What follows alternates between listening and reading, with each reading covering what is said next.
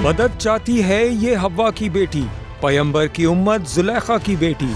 साल 2022 खवातीन पर कितना भारी गुजरा, कितनी खवातीन जुल्म और ज्यादती और अगवा जैसे जराइम का शिकार हुई।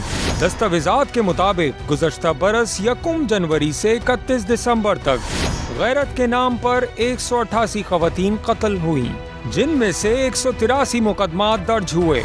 345 में से 276 मुल्जिमान को गिरफ्तार किया गया। साल 2022 में 7,357 लड़कियों को अगवा किया गया। अगवा में मुलव्विस 12,156 मुल्जिमान में से महज 6,376 को गिरफ्तार किया गया।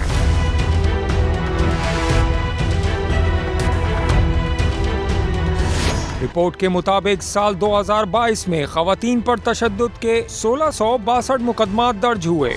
खवातीन पर तशद्दुद में मुलव्विस 4,645 मुल्जिमान में से 3,101 को गिरफ्तार किया गया। गुज़श्ता बरस एक खातून को विनी किया गया। विनी करने वाले 15 मुल्जिमान में से 11 को गिरफ्तार किया गया। साल 2022 में 42 खवातीन को जलाने पर 39 मुकदमा दर्ज किए गए। 61 मुल्जिमान में से 55 मुल्जिमान को गिरफ्तार किया गया।